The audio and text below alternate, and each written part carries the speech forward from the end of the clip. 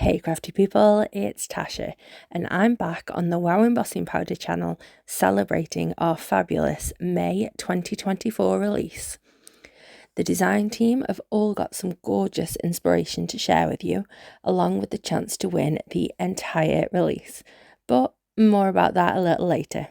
I'm playing with the Speckled Pearls trio today, and I'm sharing a really simple way to use your coloured or specialty embossing powders for a really beautiful effect. To start, let's take a look at these new embossing powders. We've got Speckled Egg, Speckled Sage, and Speckled Turquoise. I hope that you can see from these swatches that these powders definitely take after their name. You get a pearlescent shine, but with all that lovely speckled visual texture.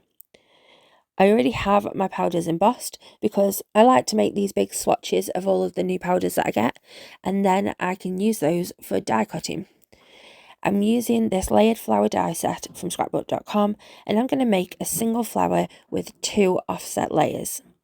Each layer is actually made up of 2 die cuts.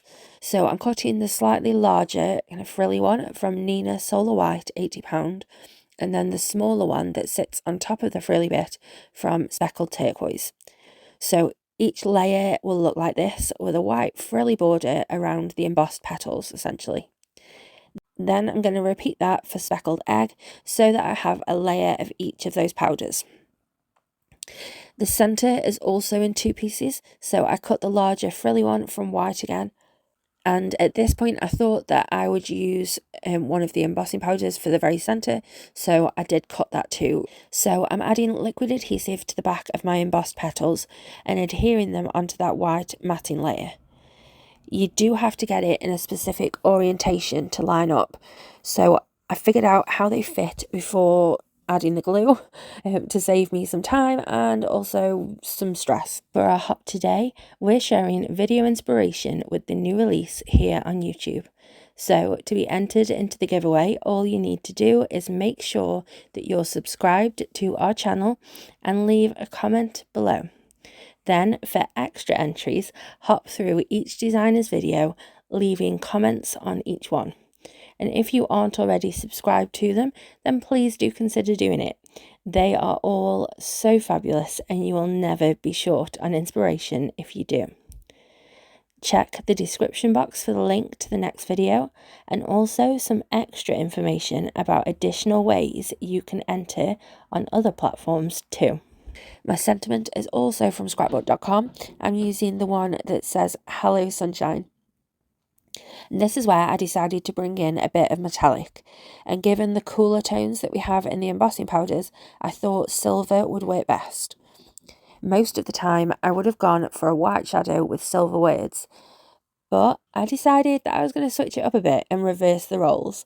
So I've cut the shadow from silver mirror cardstock, and then both parts of the sentiment from Nina £80. Normally I would stack up the sentiment, but actually, I really didn't feel like it needed it here.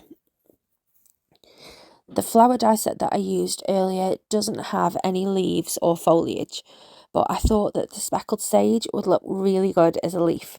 So I grabbed a larger die set, still from scrapbook.com.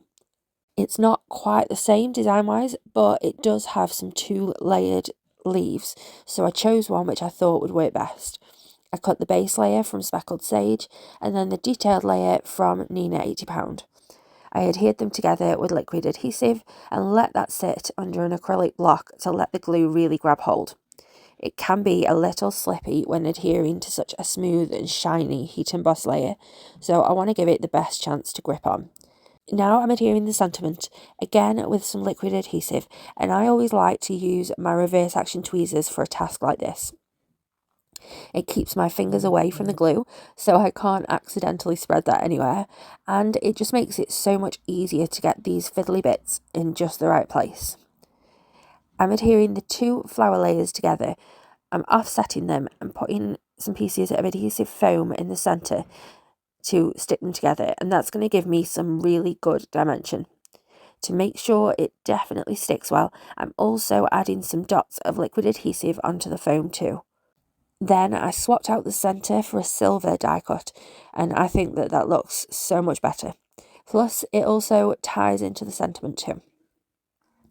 Now that I have all of my elements, including those extra couple of speckled sage leaves, I'm auditioning them on an A2 panel of Nina £80 to see how I like them best. But again, I'm not really feeling it. Something feels like it's definitely missing. I decided to step up my background and add some more depth and interest. So I cut the A2 postage die from Waffle Flower out of some Hefty Doodle grey cardstock on top of some double-sided adhesive foam. And then I'm adding that into the middle of my A2 panel, and it leaves a really nice border, as you can see. Now I can bring my elements back in, and already I just love that so much more now. So I've adhered everything down with those small extra leaves tucked around my sentiment. All that's left to do is embellish. I used some gorgeous grey toned adhesive gems from Alexandra Renke, and that's my card finished. It's definitely a departure from my usual, but I really love how it all came out. Don't forget to subscribe and leave a comment to win, and please share this with any of your crafty friends, as we'd love to have them join the fun. Links to all the products used are below, along with a cheeky discount code too. Have a lovely, happy, safe and wonderful week. Stay crafty. Bye.